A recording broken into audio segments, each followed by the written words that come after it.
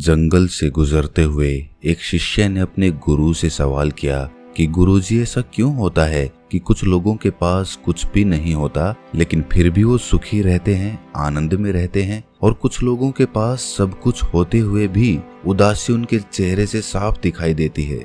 गुरु ने एक मुरझाए हुए फूल की तरफ इशारा करते हुए अपने शिष्य से कहा कि भंते, ये सोचने की और समझने की बात होती है। अगर ये फूल ये सोचेगा कि मैं कल मुरझा गया था, या फिर ये सोचेगा कि मैं भविष्य में फिर से मुरझा जाऊंगा, तो ये कभी भी खुलकर पूरे तरीके से खिल नहीं पाएगा। अपने सुंदर स्वरूप में ये कभी भी आ नहीं पाएगा और अपनी खुशबू भी ये प्रकृति में बिखेर नहीं पाएगा। उसी प्रकार जो इंसान अपने अतीत की यादों में खोया रहता है या फिर अपनी भविष्य की कल्पनाएं करता रहता है, भविष्य के दुखों के बारे में सोचता रहता है, या भूतकाल में जो उसके साथ बुरा घटित हुआ है उसके बारे में सोच सोचकर वो अपने भविष्य के लिए चिंतित होता रहता है, तो ऐसा मनुष्य जीवन में कभी भी सुख अनुभव नहीं कर सकता। ये समझने की बात होती है कि जीवन हमेशा वर्तमान में होता है। अतीत और भविष्य की कल्पनाएं हमेशा मनुष्य को मृत्यु की तरफ लेकर जाती है। इसीलिए ये जरूरी हो जाता है कि जिस प्रकार हम अपने शरीर की देखभाल करते हैं, उसे बीमारियों से दूर रखने के लिए उसकी अंदर से गंदगी भी साफ करते रहते हैं, उसी प्रकार समय समय पर हमें अपने मन और मस्तिष्क की भी गंदगी साफ करते रहना चाहिए, उसकी धुलाई करते रहना चाहिए। इससे आपकी बुद्धि की क्षमता तो तेज होगी ही होगी, साथ ही साथ आप हमेशा आनंद में रहने का रहस्य जान। गुरु ने खुद की तरफ इशारा करते हुए समझाया कि एक योगी वो होता है जो जीवन की दौड़ में ठहर जाता है, जो ये समझ लेता है कि जीवन का अंतिम चरण तो मृत्यु ही है। इसीलिए वो जीवन में सुख सुविधाएं हासिल करने की बजाय खुद के मन और मस्तिष्क को एक नए आनंद की तरफ ले जाने का प्रयास करना शुरू कर देता है। शिष्य ने सवाल किया कि गुरुदेव, क्या एक ग्रस्त जीवन में जीने वाला मनुष्य उस आनंद की प्राप्ति नहीं कर सकता? और अगर कर सकता है तो उसे किस प्रकार शुरुआत करनी चाहिए? बिल्कुल कर सकता है, गुरुदेव ने उत्तेजित होकर उत्तर दिया। अगर सभी मनुष्य उस आनंद की प्राप्ति के लिए योगी बनने का निश्चय कर लें, तो इससे तो प्रकृति का चलन ही रुक जाएगा, उसकी जो व्यवस्था है वो बिगड़ने लगेगी। एक सच्चा योगी अपने जीवन में खोज करता है और खोज करने के बाद वो ग्रस्त जीवन में किस प्रकार आनंद को प्राप्त किया जा सकता है वो तरीके सभी को बताता है, ताकि मनुष्य अपने ग्रस्त जीवन का पालन करते हुए उस आनंद की प्राप्ति भी कर सके। गुरु ने खुद को संबोधित करते हुए उत्तर दिया कि मैंने अपने जीवन में जो खोज की है उसके अनुसार मनुष्य को समय समय पर अपने मन और मस्तिष्क की सफाई करते रहना चाहिए। मनुष्य अपने शरीर पर तो ध्यान दे लेता है, लेकिन अपने मन और मस्तिष्क को वो भूल जाता है, उस पर कभी ध्यान नहीं देता, और उसी वजह से मन और मस्तिष्क बूढ़े होते चले जाते हैं, उनमें जवानी नहीं रह जाती, और जब उनमें जवानी नहीं रह जाती तो उनमें नयापन और ताजगी नहीं रह जाती, जिसकी वजह से एक इंसान उदासी से भर जाता है। गुरु ने अपने शिष्य की पीठ थपथपाते हुए आगे कहना शुरू किया कि जो घटनाएं हमारे मन को प्रभावित करती हैं, जरूरी हो जाता है कि उन घटनाओं को हम किसी भी तरह अपने मन से बाहर निकाल दें, और उसके लिए सबसे सरल तरीका है कि अपनी भावनाओं को व्यक्त करना सीखो।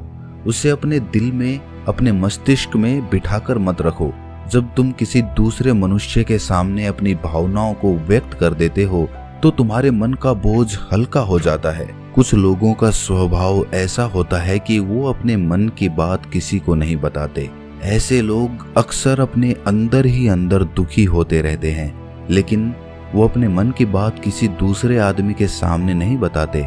इसके उलट कुछ लोग ऐसे भी होते हैं जो अपने मन में किसी भी बात को रख नहीं पाते, उनके साथ कुछ भी अच्छा या बुरा होता है, वो अपने मन की बात, अपनी भावनाओं को दूसरों के सामने व्यक्त कर देते हैं। और तुमने खुद महसूस किया होगा कि जो लोग अपने मन की भावनाओं को व्यक्त कर देते हैं वो जीवन में ज्यादा आनंदित रहते हैं। कभी भी प्राकृतिक रूप से आए हुए वेग को रोकना नहीं चाहिए। जिस वेग को हम रोकने की कोशिश करते हैं वो वेग हमें अंदर से ही खाने लग जाता है। अगर तुम्हारा मन किसी बुरी घटना पर रोने का हो रहा है तो चीख चीख कर रो, अपने आप को रोको मत, उस वेग को पूरी तरह से बाहर आने दो। अगर किसी दूसरी घटना पर तुम्हारा मन खुश होने का, आनंदित होने का हो रहा है तो पूरी तरह से नाचो, गाओ, जिससे कि तुम उस वेग को बाहर निकाल सको। और जब वो वेग अपनी पूरी गति के साथ बाहर आ जाता है तो पीछे छोड़ आता है एक खालीपन, एक अकेलापन, एक शांति, एक मौन, एक अनुभूति। गुरु ने शिष्य को समझाते हुए बताया कि जिस प्रकार तेज रफ्तार से चलता हुआ पानी अपने वेग से आने वाली सभी बाधाओं को तोड़ देता है, उसी प्रकार हमारे अंदर भावनाओं का उठने वाला वेग अगर बाहर नहीं निकाला गया, अगर हमने बांध बनाने की कोशिश की तो वो उस बांध को तोड़ देगा। और उस बांध को तोड़ने के बाद उसका कचरा हमारे मन के अंदर ही ठहर जाएगा, जो हमारे मन को दूषित कर देगा, उसको गंदगी से भर देगा।